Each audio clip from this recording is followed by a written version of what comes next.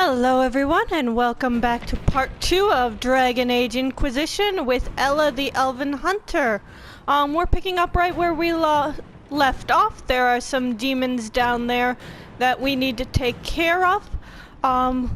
So we can proceed with Cassandra to wherever she is trying to take us. So let's keep going. Ah yes.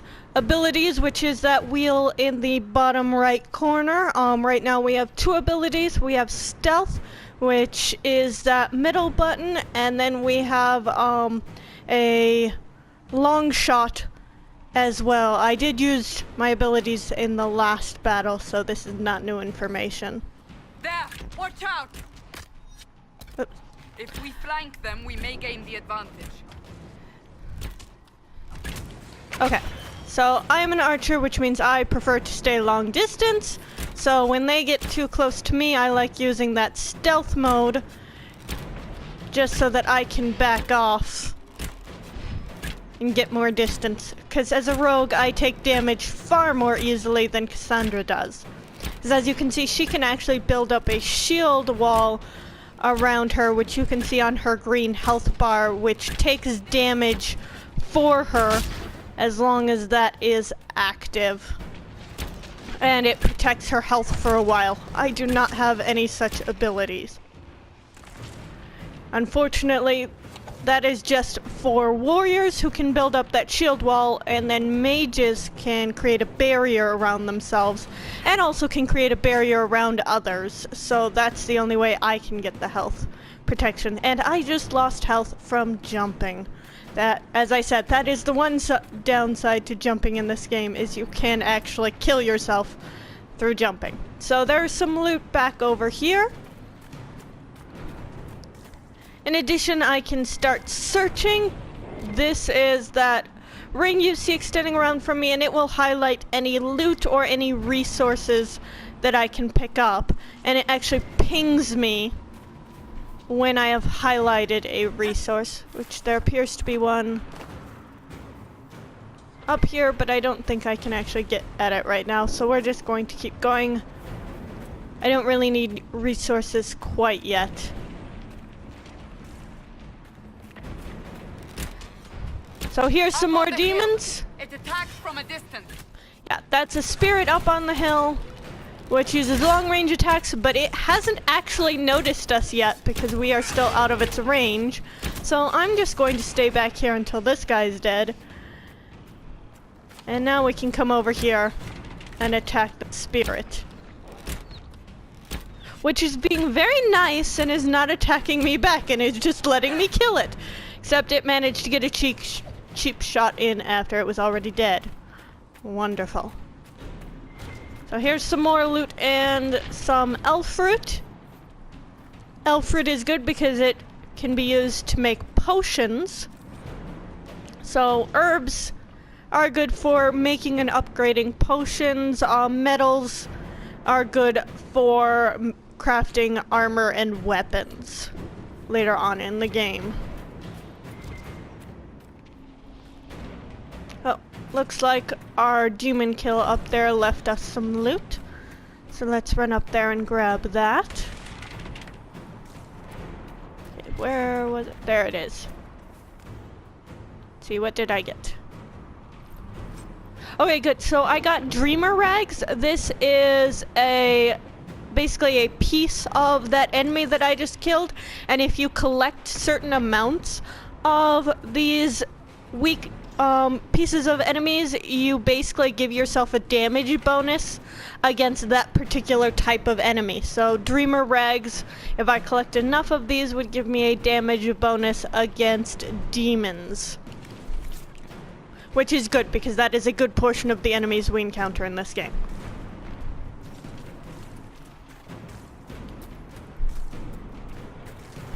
I usually just end up spamming the search as I move along. They're falling from the breach.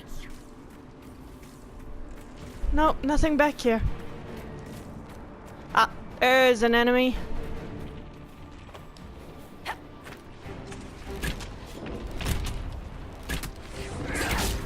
Oh, too close. Backing off.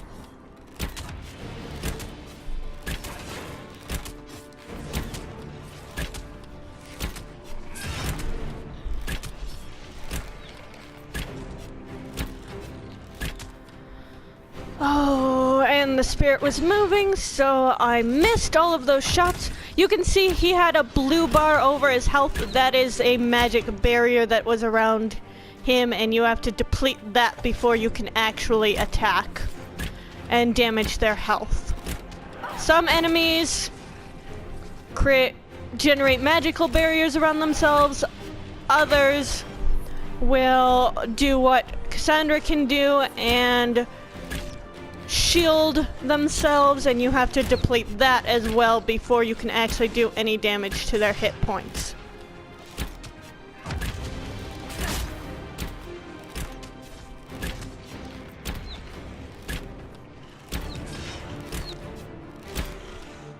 Usually I try to take out the long-range fighters first, but these spirits that we're encountering here are really weak, so there's really no point in targeting them first. Oh good, I got more Dreamer Rags. As I said, those are really good to pick up. So here's some more loot over here with a dead body. Sorry, don't have time to stop and show proper respect to the dead. Besides, it's just a Shemlin dead. It's not like I've encountered any elves yet. As I mentioned, Ella is Dalish, and has a rather low opinion of humans. So you will probably see her as the game continues not treating her human companions with the most grace or tact. We're getting close to the rift. You can hear the fighting. Who's fighting? You'll see soon. We must help them. Cassandra, you are really not forthcoming with information. This is really not helping Ella's trust issues with humans.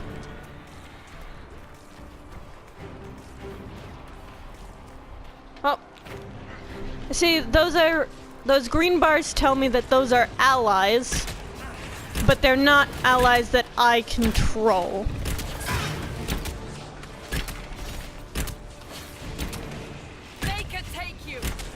Looks like we've got another archer here.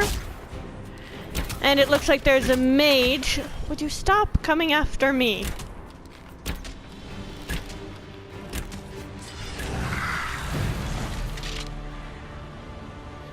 That's very clearly a dwarf. And what are you doing and who are you? What did you do? Good question. I did nothing. The credit is yours. Okay, and what exactly does that mean? I closed that thing. How? Whatever magic opened the breach in the sky also placed that mark upon your hand. I theorized the mark might be able to close the rifts that have opened in the breach's wake. And it seems I was correct. Meaning it could also close the breach itself. Possibly. You both are talking over my You head. hold the key to our salvation. Great. Good to know. Here I thought we'd be ass deep in demons forever. And you are? Rogue, storyteller, and occasionally unwelcome tag-along. Thank you for the introduction. Ella doesn't really have a strong opinion on dwarves. Her clan never really encountered dwarves, so she doesn't have a set negative opinion as she does with humans like Cassandra. And in fact, the fact that he is the first one to formally introduce himself to her is rather pleasant, so I think she will respond in kind. It's good to meet you, Varric. You may reconsider that stance in time. Oh, I'm sure we'll become great friends in the valley, Chuckles. Although that's kind of Absolutely rude. not. Your help is appreciated, Varric, but... Have you been in the valley lately, Seeker? Your soldiers aren't in control anymore. You need me. I agree with the dwarf. Ugh. My name is Solus, if there are to be introductions. I am pleased to see you still live.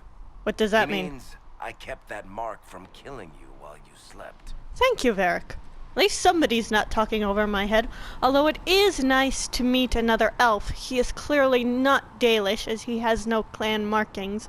So she's probably still going to be a little bit wary. He is a mage, after all. she does sort of have a bit of, not really contempt, more like pity for the elves that are not part of the Dalish clans. So she won't be outright hostile. Once again, not like she is with humans, with her fellow elves, but she's probably going to feel out the situation before she decides to be overly friendly with her elven companions. And right now she'd just like some answers about what exactly is going on. You seem to know a great deal about it all. Solus is an apostate. Well versed. Right, and that confirms he's not Technically, all Dalish. mages are now apostates, Cassandra. My travels have allowed me to learn much of the Fade, far beyond the experience of any circle mage. I came to offer whatever help I can give with the breach. If it is not closed, we are all doomed, regardless of origin. As I said, that calling him an apostate confirms that he's, once again, that he's not Dalish, because Dalish mages are either the keepers, the firsts, or also the seconds. Although you don't really hear Dragon Age refer to seconds very often. That is the second mage apprentice to the keeper, and is sort of the backup in case anything happens to the first.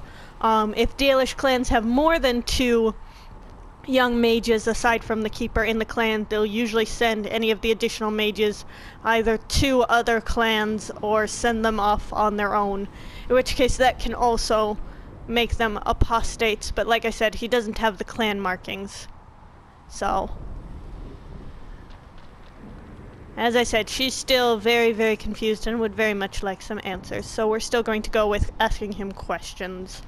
And what will you do once this is over? One hopes those in power will remember who helped, and who did not. That seems awfully Cassandra, optimistic. You should know, the magic involved here is unlike any I have seen. Especially Your when dealing prisoner with is no humans. mage. Indeed, I find it difficult to imagine any mage having such power. Understood. We must get to the forward camp quickly. Well, Bianca's excited. Okay, once again, everything that comes out of their mouths is just confusing to Ella. This way, down the bank. The road ahead is blocked. We must move quickly. Okay, that's great and all, but I need to loot some things first.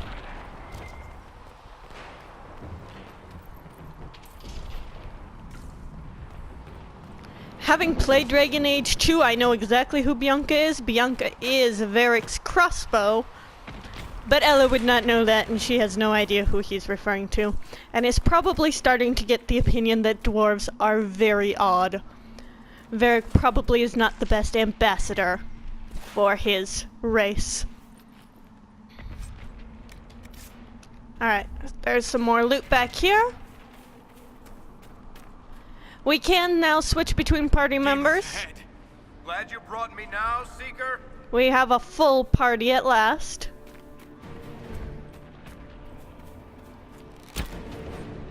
Alright, and now this is the tactics mode that Dragon Age Inquisition has. You can use this to look around the battlefield, to tell your party members who to target without controlling them. To a certain extent, you can tell them what moves to use.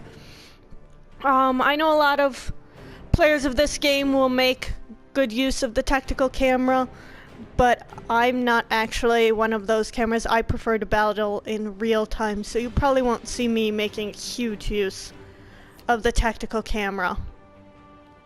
But this is how you can move around the battlefield. It is good for seeing who all is in the battlefield, although you can't, it does have its limits. I can't see those 2 spirits, which means I also can't tell any of my party members to target them. So I can tell Cassandra to come attack this greater shade. Solus, I can tell to barrier us. This is an area of effect magic, so it will activate over this area. And in Varric, I will probably also have take out that greater shade. And so that's probably the extent of what I do with the tactical cameras. I start out with it, but then I pretty much just go with the flow of the battle.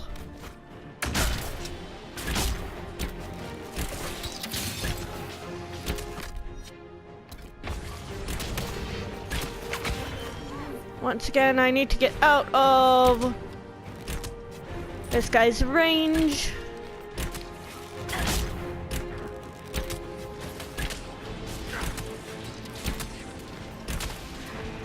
Varric does not have the stealth that I do, so he pretty much just tries to stay back as much as possible.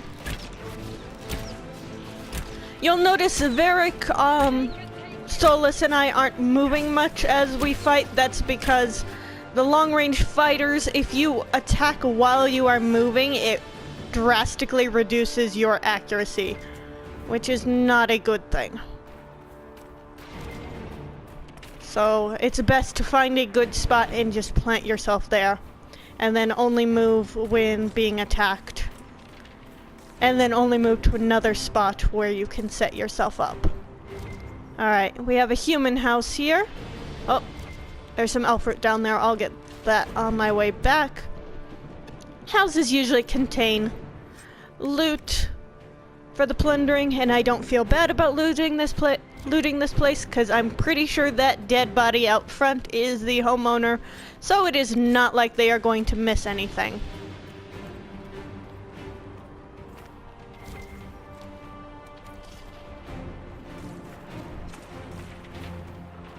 Not quite as awkward as looting things when the homeowner is standing right there, which is a common thing in RPGs. We have another house here. It may be on fire, but it probably still contains loot. It is important, though, to note that you can get hurt by walking into fire. Although that doesn't stop your party members from just walking right through the flames. They don't have the best preservation. Varric, get out of the fire. Not the best self-preservation.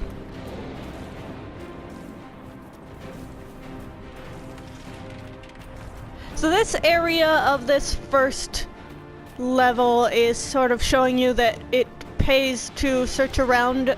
None of the areas I've gone to are on the main path, but I've found quite a bit of loot and resources as I have moved along.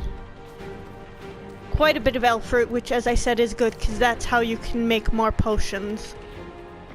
Here are some more enemies.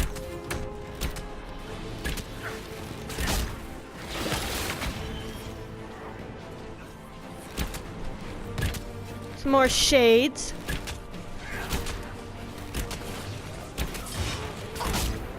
Solus's ice magic can sometimes freeze your opponents, as you just saw. Fire magic can sometimes set them on fire, which gives you lasting damage. Electric attacks can stun. So each of the various branches of magic have their own side effects and benefits aside from just the damage that they deal.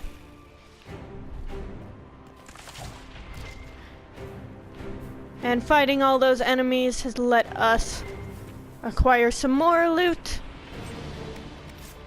We got a life ward amulet, which I am going to go ahead and place on Solus. The life ward amulet is basically, it's good at the very beginning of the game, although it quickly becomes not a particularly useful accessory. Basically, if whoever's wearing the amulet gets killed, they are instantly revived from one death, but then the amulet is permanently gone, and you cannot use it anymore. And it looks like I found a slightly better longbow. I can compare it to what I currently have. You'll notice it also says that it has a restriction of not Varric. Varric, the only long-ranged weapon Varric can wield is Bianca. You can switch him to daggers, but if you want him to have a bow, it has to be Bianca. He cannot switch out Bianca for any other bow, but as a result, you will find as you travel along that you get upgrades for Bianca to keep that weapon on par with some of the other weapons that you're picking up.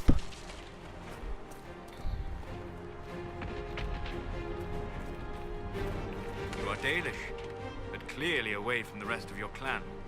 Did they send you here? What do you know of the Dalish? I have wandered many roads in my time, and crossed paths with your people on more than one occasion. Okay, so sometimes you get these where you get to respond to something outside of a cutscene. We are both of the same people, Solus. The Dalish I met felt differently on the subject. Can't you elves just play nice for once? So that can occasionally happen. It triggers in a specific area. Here, it always triggers on your way back from this area where you fight the three shades. Depending on what character you picked, it is different. Solus talks to you if you chose to be an elf. Otherwise, it is Varric who strikes up conversation and references your character's backstory a bit to sort of differentiate based on what you decided to play as.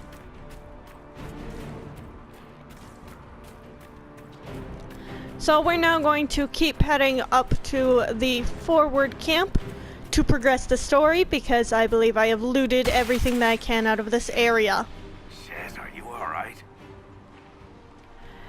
Yeah, and my mark is acting up again.